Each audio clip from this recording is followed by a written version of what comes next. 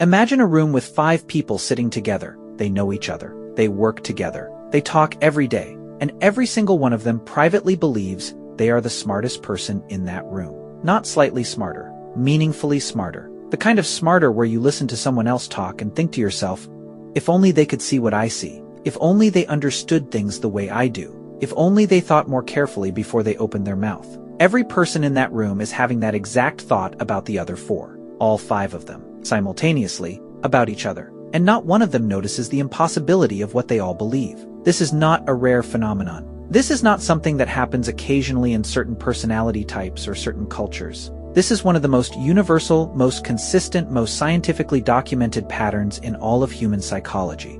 And once you understand exactly why your brain does this, you will never sit in a group of people the same way again. Let's start with the number. In 1977, psychologist Ole Svensson published a study that became one of the most cited findings in social psychology. He asked a large group of people one simple question. Compared to everyone else, how good a driver are you? The results were mathematically impossible. 93% of Americans rated themselves as above average drivers. 93%. In a group where by definition only 50% can be above average, everyone believed they were above the middle. Most of them were wrong, and none of them knew it. Psychologists call this the Lake Wobegon effect, named after a fictional town where all the children are above average. And researchers have found it operating in virtually every domain of human life. People consistently rate themselves as more intelligent than average, more ethical than average, more competent than average, better looking than average, more fair-minded than average. The average human being believes they are above average at almost everything. And here is where it gets truly fascinating. This isn't random overconfidence. This isn't people simply lying or exaggerating. Brain imaging studies have revealed that when people evaluate themselves versus others, the brain processes the information differently at a neurological level. The region of the brain associated with self-evaluation has a built-in positive filter that simply does not apply when evaluating other people. You are literally looking at yourself through a different neurological lens than the one you use to look at everyone else. When you watch someone make a mistake, your brain files it under their character, their judgment, their intelligence. When you make the exact same mistake, your brain immediately searches for context, for explanation, for the specific circumstances that made this particular mistake completely understandable, and actually not that representative of who you really are. Psychologists call this the fundamental attribution error, and it runs so automatically and so constantly that stopping it requires conscious effort most people never apply. But something even deeper is driving this. In the ancestral environment, your status within the group determined almost everything. Your access to food, your access to mates, your safety within the tribe, your influence over decisions that affected your survival. Status was not a social luxury, it was a biological necessity, and the brain developed a system to protect and maintain perceived status with extraordinary aggression. That system is still running inside every human brain alive today. When you sit in a group of people, and your brain quietly generates the feeling that you see things more clearly than the others, that you would handle situations better, that your judgment is sharper, and your thinking is deeper. It is not vanity producing that feeling. It is a survival system that evolved over millions of years to make sure you never voluntarily placed yourself below others in the social hierarchy. Your brain protects your perceived status, the same way it protects your physical safety, automatically, constantly, without asking your permission. And this protection system has a partner that makes it almost impossible to detect. It is called confirmation bias, and it works like this. Once your brain has decided that you are smarter than the people around you, it begins unconsciously filtering all incoming information to support that conclusion. When the person next to you says something insightful, your brain minimizes it, files it as luck, as obvious, as something you already knew. When they say something you disagree with, your brain amplifies it, uses it as evidence, adds it to the growing internal file labeled reasons I am the smart one here.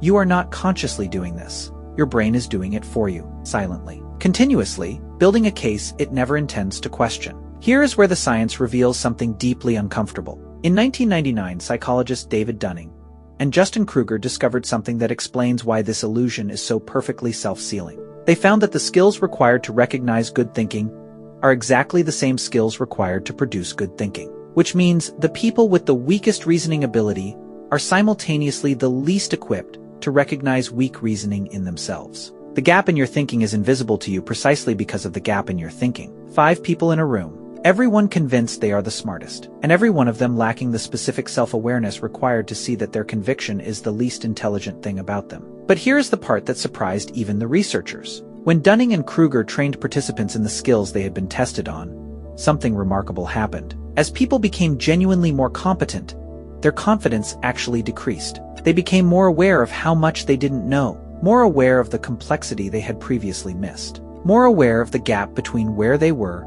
and where genuine mastery actually lived. The more you truly learn about something, the more clearly you see how much remains to be learned. This is why the most genuinely intelligent people you will ever meet are almost never the most certain ones in the room. They have learned enough to understand what they don't know.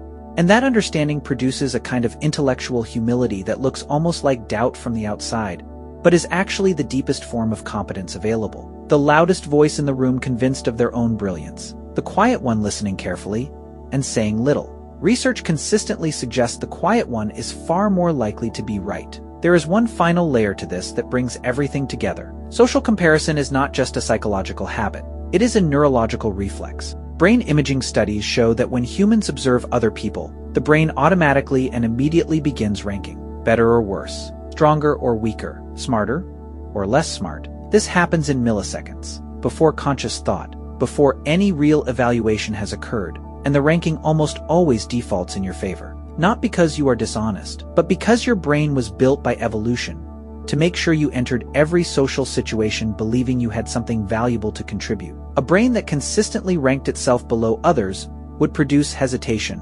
withdrawal, and social invisibility. In the ancient world, those traits reduced survival, so they were gradually selected out. You are the descendant of humans whose brains reflexively rank themselves highly in every social comparison, because those humans spoke up, competed, pursued, and survived. Your belief that you are smarter than the people around you is millions of years old. So here's the question that actually matters. Everyone in the room believes they are the smartest. And most of them are wrong.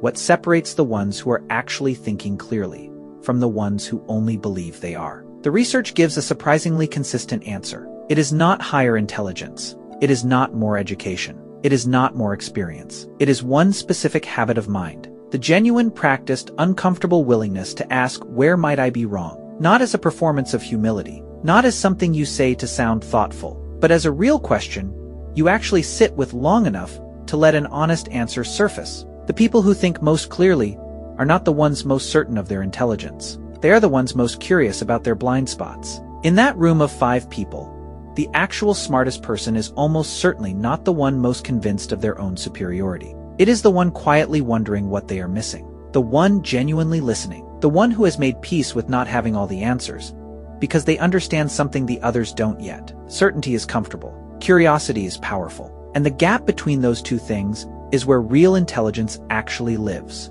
If this made you look at yourself and the people around you differently, subscribe, because understanding the hidden psychology behind everyday human behavior is not just fascinating. It is the clearest advantage you will ever have in a world where almost everyone is too busy being certain to notice what they are missing.